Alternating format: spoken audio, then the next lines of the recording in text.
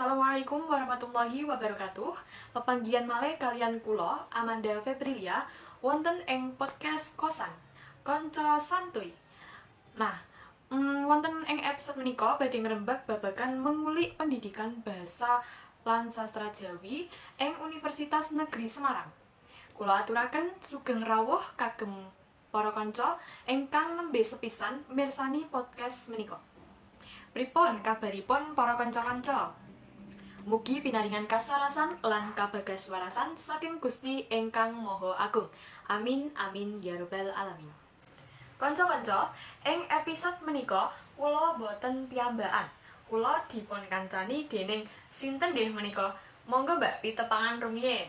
Halo, tepangaken nama kula Lilik Makrifah, mahasiswa Universitas Negeri Semarang saking Prodi Pendidikan Basa Jawi. Nggih, Mbak Lilik Makrifah samenika sampun semester pinten nggih, Mbak? Nggih, Mbak, kula sakniki menika sampun ngancik semester gangsal, Mbak.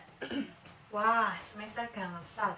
Semester gangsal menika pripun, Mbak? Mumet menapa dereng mumet?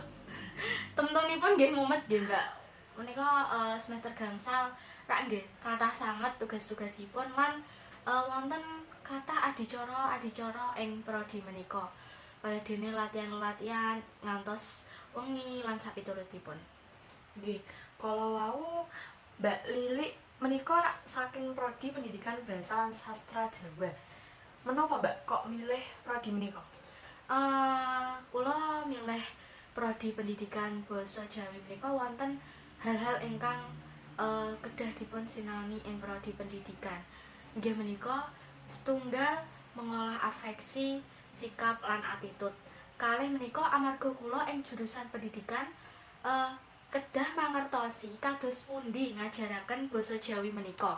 Utaminipun nggih, Mbak, kagem peserta didik ingkang simpel saged dipun mangertosi lan kekinian. Oh nggih, dados senajan basa Jawi menika basa daerah kedah nututi perkembangan zaman kekinian kados mekaten nggih, Mbak. Nggih. Lajeng kula menika nyebat prodi kula menika prodi ingkang jangkep lan sae, Mbak. Menapa kok ngoten? Nah, ing prodi kula dipun ajaraken pinten-pinter perkawis inggih menika setunggal pedagogi, kalih keterampilan berbahasa ingkang kedah berkompetensi meliputi menyimak, berbicara, menulis lan membaca. 3 menika keilmuan linguistik. Sekawan menika nembang. Gangsal menika memainkan musik tradisional Jawa yaitu karawitan. Dados gangsal menika wonten sedaya ing prodi kula Pendidikan Basa lan Sastra Jawi. Nggih. Nggih, lajeng ngingingi lulusan prodi Pendidikan Bahasa lan Sastra Jawi menika paling kathah dados menapa nggih, Mbak? Sangertosipun Mbak Lilik mbok menawi wonten kakak tingkatipun ingkang lulus lan kagungan info ngoten? Miturut kula nggih, Mbak, mayoritas lulusan prodi pendidikan menika nggih dados guru. Ananging wonten di luar konteksipun kaya dene menika kados perias, sastrawan, penyerat karya-karya sastra menika, lajeng pejabat, panatacara lan sapiturutipun, Mbak. Nggih. Lajeng Mbak, kanca-kanca sampean ing kampus menika mayoritas saking Jawa menapa wonten ingkang saking luar Jawa? Nggih, Mbak. Kula gadah kanca saking luar Jawa. Inggih menika wonten saking Lampung, Mbak. Ananging kula nggih radi bingung. Kok nggih wonten saking luar Jawa saged mundhut prodi Pendidikan Basa Jawi. Kula mawon ingkang warga lokal utawi asli Jawa Tengah radi mumet kalian prodi kula. Kaya dene niku, Mbak, kula ngagem basa Jawi menika nggih dereng saged bentenaken antaranipun mitra tutur menika. Walah nggih, leres menika. Warga lokal malah mumet nggih, Mbak. Lajeng menapa wonten kanca panjenengan saking Jawa Barat utawi ngagem basa ngapak, Mbak? Menika rak nggih kedah menyesuaikan utawi adaptasi kalian basa Jawi Tengah. Nggih, Mbak. Leres, Mbak? Nggih, Mbak, kula kathah kanca ingkang basanipun ngapak. Menika nggih radi kawratan anggenipun berkomunikasi utawi wicantenan kalian kanca-kanca. Malah wonten ingkang ngagem basa Indonesia, Mbak. Kadang nggih kula mboten paham lan taksih migunakaken dialek-dialek saking mriku. Ananging menika mboten dados penghalang kagem sinau. Dialek-dialek menika nggih saged dados penambahan kosakata berbahasa. Nggih, menawi ing prodi menika pendidikan bahasa lan sastra Jawi. Menapa ing prodi menika kedah migunakaken basa Jawi menapa basa sanes inggih saged dipun ginakaken, Mbak? Langkung saya nggih migunakaken basa Jawi, Mbak. Utaminipun kalian dosen menika kedah migunakaken basa krama. Lan ing prodi kula menika wonten mata kuliah namanipun berbicara. Mata kuliah menika mbahas babagan unggah-ungguh basa Jawi. Kalian sinten kemawon kita sedaya wicantenan menika wonten aturanipun lan wonten kamusipun, Mbak. Waduh, radi mumet nggih, Mbak. Dados kedah boten sembarangan ngagem basa Jawi menika nggih.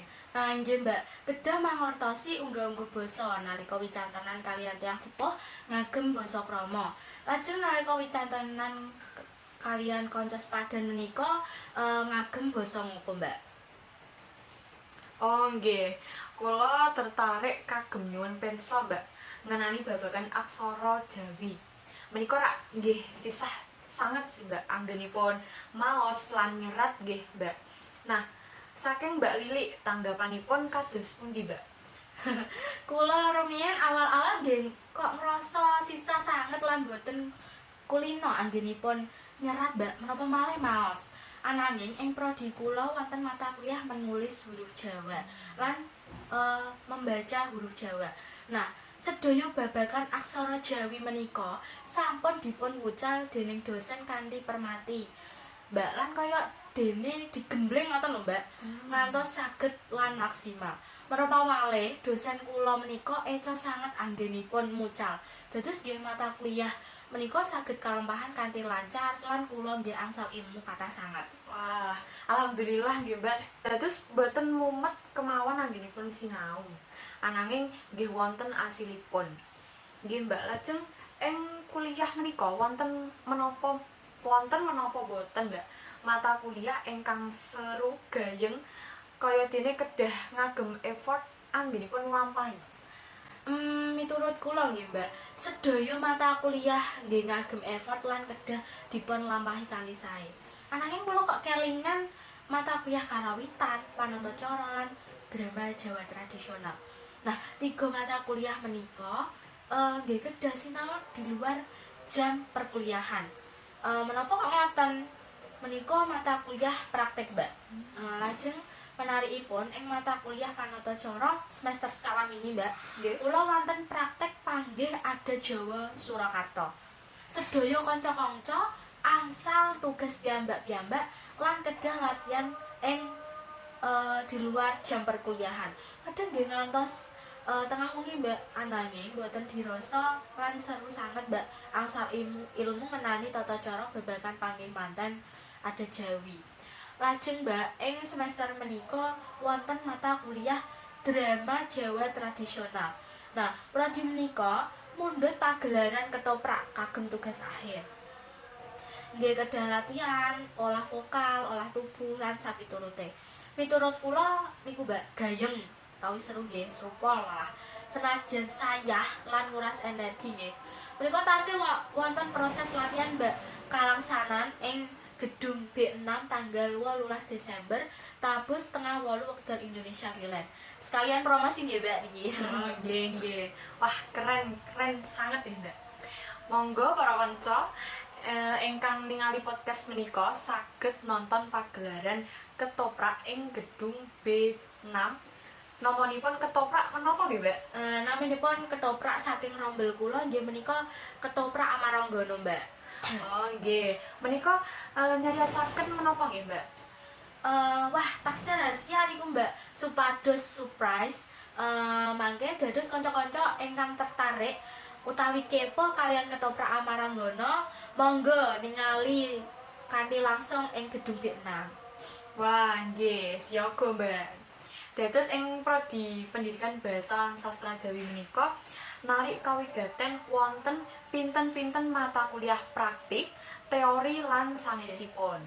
Basa Jawi menika kedah dipun lestantokaken kalian generasi-generasi Nggih, nggih. muda utaminipun masyarakat Nggih, leres. Jawa.